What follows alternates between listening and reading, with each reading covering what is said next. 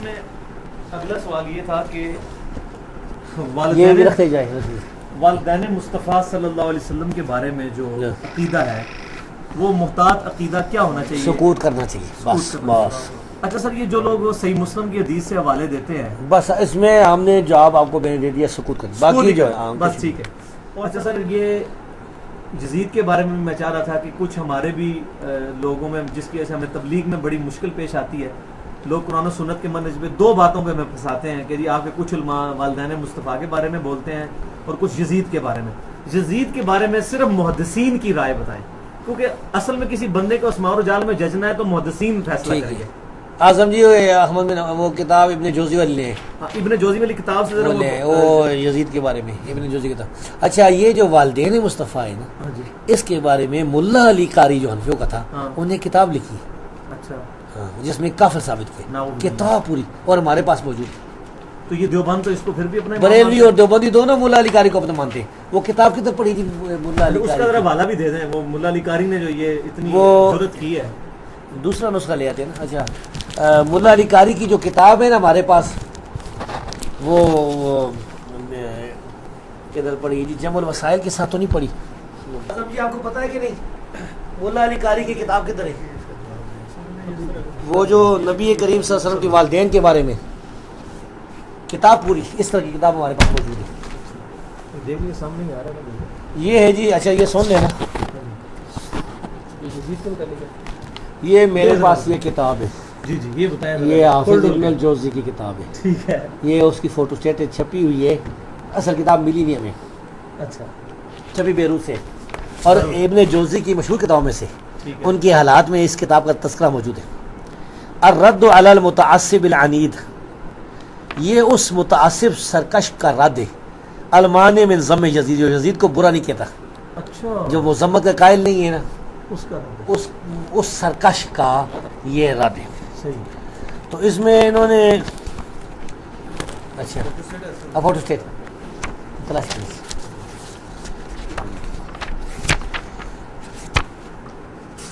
اس میں انہوں نے سلف کی رائے اسماء و رجال کے علم کے تحت کٹھی کی. یہ ہاں جی، اس میں سلف کی آراء بھی ہیں اور واقعات بھی ہیں. جی جی. مثلا یہ کہتے ہیں کہ فَأَنْبَأَنَا ابو بکر محمد بن عبد الباقی البزاز عن ابی اسحاق البرمکی عن ابی بکر عبد العزیز ابن جعفر قال حدثنا محنہ ابن یحییٰ. محنہ بن یحییٰ احمد بن حنبل کی شاگردوں میں سے ایک مشہور شاگرد تھے، ٹھیک ہے، صدوق راوی ہے. قال سألت احمد عن یزید ابن معاویہ، وہ کہتے ہیں کہ میں نے احمد بن حنبل سے پوچھا یزید بن معاویہ کے بارے میں. فقال هو الذی فعل بالمدینہ ما فعل، یعنی یہ وہ آدمی ہے جس نے مدینہ کے ساتھ وہ کام کیا جو اس نے کیا. قلت وما فعل، میں نے کہا کہ اس نے کیا کام کیا؟ قال نہبا، انہوں نے کہا اس کو لوٹا تھا مدینہ کو. قلت فنذکر عن الحدیث، میں نے کہا کہ کیا ہم یزید سے حدیث بیان کر سکتے ہیں؟ قال لا یذکر عن الحدیث، انہوں نے فرمایا کہ اس سے حدیث نہیں بیان کر سکتے. ولا ينبغي لأحد ان يكتب عنه حدیثا، اور کسی کے لیے بھی یہ جائز نہیں ہے کہ وہ اس سے کوئی ایک حدیث لکھے.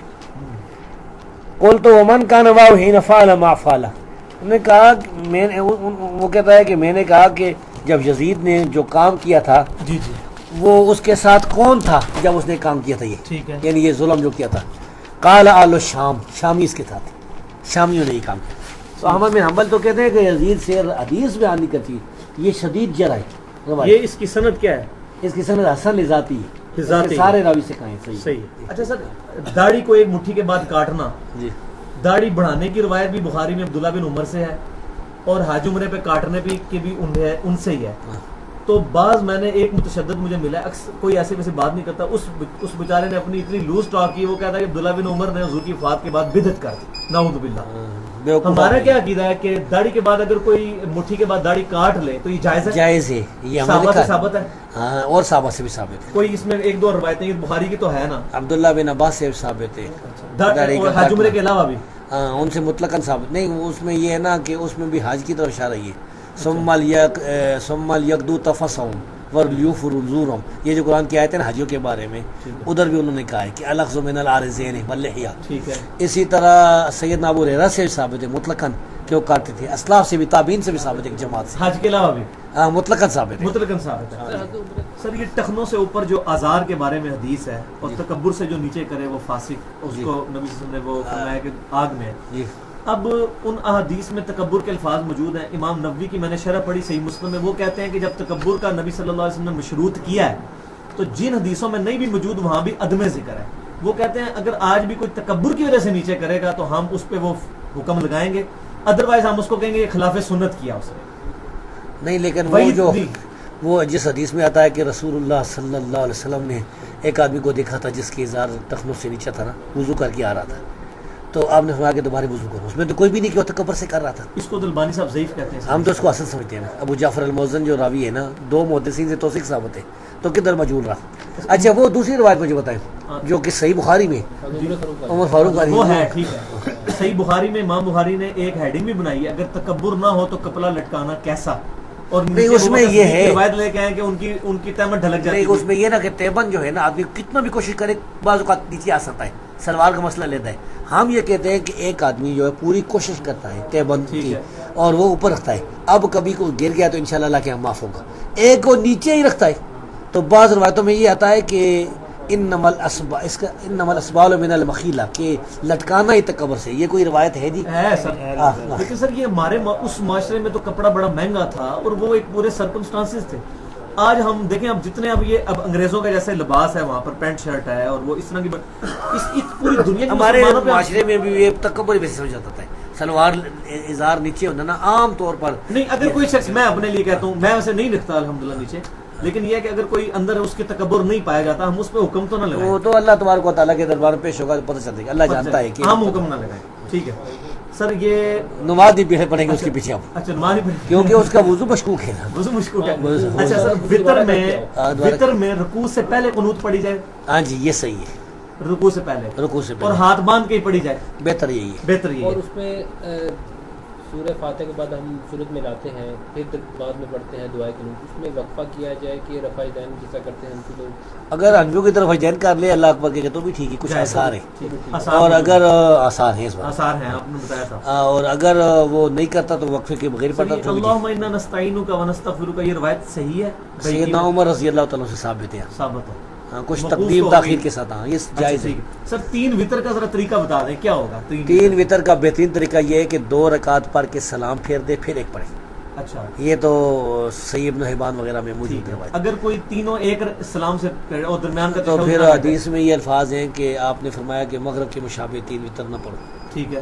ہاں تو پھر اس طرح یہ ہوگا کہ دوسری رکعت میں تشہد کے لیے نہیں بیٹھے گا. نہیں بیٹھا نا. تو تیسری میں اب جب کھڑا ہوگا تو رفع دین کرے گا. کرنا چاہیے کیونکہ من الرکعتین 2 رکعتین سے جب کھڑا ہوگا. اچھا ایک اور مسئلہ بتا دوں آپ کو, شاید وہ آپ کو پتہ نہ ہو. یہ فرض کریں کہ آپ امام کے ساتھ دوسری رکعت میں شامل ہو گئے. ٹھیک ہے. تو آپ کی پہلی رکعت ہے, امام کی دوسری ہے. ٹھیک ہے. ہاں تو اب تشہد کے لیے امام بیٹھے گا, آپ بھی بیٹھیں گے. اب امام کھڑا ہو کر رفع دین کرے گا, آپ کو رفع دین نہیں کرنی چاہیے. نہیں کرنا چاہیے. آپ اپنی دوسری رکعت پر پڑھیں. اچھا سر جب وہ جو رکعت چھوٹ گئی ہے وہ جو ہم پڑھیں گے اس میں سورت بھی ساتھ ملائیں گے. اس میں سورت نہ ملائیں تو بھی ٹھیک ہے, اور سورت ملائیں تو بھی ٹھیک ہے. فاتحہ تو پڑھنی ضروری ہے. فاتحہ ضروری ہے, باقی صورت نہیں. ایک وطر جو پڑھتے ہیں جی سفر میں تو ٹھیک ہے, ایک وطر پڑھا جا سکتا ہے. عام حالت میں تھکا ہوا تو ایک وطر پڑھ سکتا ہے. وہ تو واضح ہے. سیدنا معاویہ رضی اللہ عنہ اور بھی وہ تو پڑھتے ہی ایک تھے نا. اس طرح کوئی آدمی سفر پہ گیا ہے, کسی علاقے میں گیا ہے, وہاں اس کا قیام 1 ہفتے کا ہے. اب سفر کے دوران جب جا رہے ہیں تو ہم قصر نماز کر رہے ہیں, جب وہاں پر پہنچ گئے ہیں وہاں بھی ہم قصر کریں. اگر وہ 20 دن کا ارادہ ہونا قیام کا تو پھر تو پوری پڑھنی چاہیے. 20 دن سے کام کا ارادہ ہونا, 15 دن کا تو قصر کرنی چاہیے. اسی میں سنتے ہیں اور باقی چیزیں نہیں پڑھنی چاہیے. نہیں پڑھنی چاہیے. نوافل جو ہے پڑھ سکتے ہیں آپ, مثلا تہجد پڑھ سکتے ہیں, سنتے نہیں پڑھنی چاہیے. صبح کی 2 سنتے پڑھیں اور وطر پڑھیں, باقی سنتے نہ پڑھیں. اچھا سر یہ جمع بین الصلاتین کے بارے میں صحیح مسلم میں 3-4 احادیث آتی ہیں ابن عباس سے کہ حضور صلی اللہ علیہ وسلم نے بغیر خوف کے بھی جمع کی. اگر کبھی کبھار رافضیوں کی مشابہت نہیں, کبھی کبھار کوئی ایسی مجبوری ہو تو جمع جائز ہے, لیکن یہ بغیر عذر کے کوئی جمع نہیں نا. اس میں یہ بغیر عذر کے الفاظ نہیں ہیں. تھوڑی سی بارش ہوتی ہے تو جمع کر دیتے ہیں. خیر من غیر عذر ان کے الفاظ نہیں ہیں. یہ بات ہے اس میں یہ من غیر خوف ولا مطر, من غیر خوف ولا سفر. لیکن اس کے اگلے الفاظ کو سپورٹ کر رہے ہیں کہ حضور نے یہ اس لیے کیا کہ تاکہ امت میں مشقت نہ پڑے. ہاں مشقت نہ, تو مشقت اگر ہو جائے نا, مثال کے طور پر لنٹر ڈالے کو اور آپ کو سخت نیند آ گئی, کوئی اور مسئلہ ہے, تو اس میں جمع کر سکتے ہیں. مثلا آپ نے مغرب کی نماز پڑھی ہے نا, لیکن آپ سمجھ لیں کہ میں بس اگر پہنچا بسترے تک گیا, اس طرح حالت ہو سکتی ہے, برکت ہو جاتی ہے. تو آپ نے اس کے ساتھ ہی عشاء پڑھ لی تو ٹھیک ہے. صحیح. سر جمعے کی سر یہ ہاتھ باندھنے کے بارے میں کوئی صحیح حدیث موجود ہے کہ نبی صلی اللہ علیہ وسلم نے ہاتھ کہاں باندھے ڈائریکٹ؟ ایک تو یہ صحیح حدیث موجود ہے کہ نبی کریم صلی اللہ علیہ وسلم نے دائیں ہاتھ اپنی بائیں ذراع, رسغ اور سائد پر رکھا. بخاری میں نہیں, بخاری میں نہیں, سنن میں. نہیں بخاری میں ذراع والی بات ہے, زرا والی. ہاں وہ تو یہاں سے لے کے یہاں تک یہ ساری ذرا یہ اس طرح رکھے نا ہاتھ, یہ ذراع پر اب آیا. لیکن بال کہتے ہیں کہ یہ بھی زرا ہی ہے. تو ذراع یہ باہر رہ گئی, یہ ذراع یہ جو حصہ ہے ذراع کا, یہ اس کو میں نے کیوں چھوڑا ہے, اچھا یہ مجھے سمجھائے نا. یہ دلیل چاہیے نا کہ ہم نے ذراع کا یہ حصہ چھوڑ دیا, ادھر ہاتھ نہیں رکھا ہے. یہ روایت الموطا امام مالک میں بھی ہے. ہوتا ہے مالک میں بھی, اور امام بخاری امام مالک سے لائی. ہاں ان سے تو لے گئے. یہ لیکن مالکی ہاتھ چھوڑ کے پڑھتے ہیں. تو یہ تو ان کا, اسی لیے ہم کہتے ہیں کہ حنفی جو ہیں امام حنیفہ کے باغی ہیں. یہ بہت بڑی دلیل ہے. ہاں بہت بڑی دلیل, اس طرح مالکی ہیں. اچھا ایک تو یہ ہو گیا, دو تو تیسری جو روایت ہے مسلم احمد والی, وہ اچھا قبیصہ بن حرب والی. اچھا سر جلسہ استراحت ضروری ہے یا نہیں؟ جلسہ اس طرح ضروری ہے, ضروری ہے. حکم موجود, اب علماء عرب نہیں کرتے. صحیح بخاری میں حکم موجود ہے. ہاں وہ تو حکم موجود ہے کہ وہ جو بندے تو علماء عرب کی غلطی ہے بھائی, غلطی ہے. اچھا عبداللہ بن باز نے بھی لکھا ہے کہ جی یہ وہاں میرا ایک عربی سے میری بات ہوئی تھی, ہاں یہ ذرا بتا دیں, بڑی انٹرسٹنگ ہے یہ. عبداللہ المحتاج. اچھا تو اس نے, میں نے کہا کہ وہ کہتا ہے حکم. میں نے کہا تو حنفیوں کی باتیں آپ کرتے ہیں, حکم تو ضروری نہیں ہے, اللہ کے رسول صلی اللہ علیہ وسلم کا عمل بھی کافی. انہوں نے کہا نہیں حکم بتاؤ. تو میں نے کہا حکم بھی ہے صحیح بخاری میں. تو اس نے کہا نہیں کوئی صحیح بخاری میں نہیں ہے. تو میں اسے گھر میں بیٹھا ہوا تھا, اچھا اس میں کیمرے لگے ہوئے تھے, باہر سے لوگ نظر آتے تھے, کوئی مال تھا نا اس کا ریاض میں. تو میں نے کہا کہ صحیح بخاری میں یہ حدیث. انہوں نے کہا کہ حاضہ کذب, جھوٹ ہے. وہ کہتا ہے کوئی بھی نہیں. تو میں نے کہا اور رکھ دیا اسے گھر. میں نے کہا کہ لا اشرب شیئا ولا آکل شیئا انا فی بیتک ضیفک حاتب صحیح بخاری اخرج لک الا فلا آکل شیئا. تو اب وہ شرمندہ ہوا کیونکہ میں اس کا مہمان تھا نا. انہوں نے بیٹے کو کہا کہ صحیح بخاری لے کے آ. جب بیٹا صحیح بخاری لے کے آیا تو میں نے نکال دی کتاب الاستئذان سے حکم نبی کریم صلی اللہ علیہ وسلم کا جلسہ استراحت کے بارے میں. تو اس کے ہاتھ کانپ رہے تھے جب اس نے اس کو لکھا, اس کے ہاتھ کانپ رہے تھے. پھر اس نے حوالہ نوٹ کیا اور کہتا ہے کہ میرا استاد شیخ بن باز جو ہے وہ جلسہ استراحت کرتا ہے. پتہ ہے آپ کو شیخ بن باز سے قائل تھے, وہ لیکن انہوں کرتے نے لکھا ہے مستحب ہے, نہ کرے تو کوئی حرج نہیں. ٹھیک ہے, خود وہ اس پر عمل کرتے تھے. تو میں نے کہا کہ تو کیوں نہیں کرتا, لے شانت اللہ تعالیٰ. اچھا سر یہ بس آخری دو سوال رہ گئے سر. جی ایک یہ بتائیں کہ صحیح مسلم کی حدیث ہے, جب میرا بندہ کہتا ہے الحمدللہ رب العالمین, میں کہتا ہوں میرے بندے نے حمد بیان کی, جی اس سے مطلقاً پتہ چل رہا ہے کہ بسم اللہ کا انہوں نے ذکر نہیں کیا. کیا بسم اللہ فاتحہ کا حصہ ہے؟ بسم اللہ تو فاتحہ کا حصہ. اس صحیح مسلم کی حدیث میں تو انہوں نے فاتحہ ڈائریکٹ الحمد سے شروع کی ہے. ہاں تو اس میں یہ ہے کہ بسم اللہ جو ہے نا سرن پڑھنا بھی جائز ہے, جہرن. یہ اس طرح کی یہ آیت ہے کہ سورۃ فاتحہ سے پہلے جہرن پڑھنی بھی ثابت ہے اور سرن بھی. تو ادھر ذکر نہیں ہے تو اس کا یہ ثابت ہوگا کہ جو فاتحہ نہیں پڑھتا اس کی نماز نہیں ہے. پھر آپ نے یہ حدیث بیان کی ابو ہریرہ. ٹھیک ہے, اس سرن والی اگر بات کوئی نہیں, امام مالک نے بھی یہ استدلال کیا کہ فاتحہ, امام مالک نے نہیں کیا ہے ایسا. امام مالک کیوں نہیں کیا ہے؟ نہیں امام مالک نے یہ کیا ہے کہ جو جہری نمازیں ہیں اس میں فاتحہ جو ہے پیچھے نہ پڑھی جائے. نہیں, یہ استدلال کہ بسم اللہ نہیں پڑھ جائے نا فاتحہ سے پہلے, یہ امام مالک کا استدلال نہیں ہے. اچھا مالکیوں کا ہے. ٹھیک ہے. اور اس حدیث سے آخری سوال جو ہے وہ گلے کا کانٹا ہے. اور ایک قذاب راوی جو ہے نا اس نے اس کے اندر وہ حدیث ہے بسم اللہ جی حضرت عمر فاروق والی جو انہوں نے حکم دیا تھا جماعت کے ساتھ نماز پڑھنے کا 8 اور 20 کا. نہیں, اس میں صرف مرفوع حدیث ہے. صحیح. اگر سیاسی قسم کا تو کوئی سوال نہیں ہے. نہیں ایک وہ والا بعد میں یہ اس کو بند کریں گے. صحیح سر. یہ جب صحیح بخاری سے مسلم سے موطا امام مالک سے ثابت ہے کہ تراویح ہے ہی 8 رکعت, یہ 20 رکعت کس نے نکال لیے تھے؟ تو 20 رکعت نوافل نہیں, نوافل کی تو کوئی حد نہیں. نہیں 20 30 40 یہ سب سے ثابت ہے. امام ترمذی لے کے آئے ہیں جامع 41 تک لے کے, امام شافعی کے نزدیک 20 ہیں اور لکھا ہے احمد بن حنبل کے نزدیک 20 ہیں. امام ترمذی لے کے آئے ہیں. ترمذی کی بات یہ آپ پڑھ لینا, یہ دیکھیں. اچھا ترمذی نے اور بھی کچھ لکھا ہے؟ ہاں بہت کچھ لکھا ہے, یہ میں ابھی بتاتا ہوں.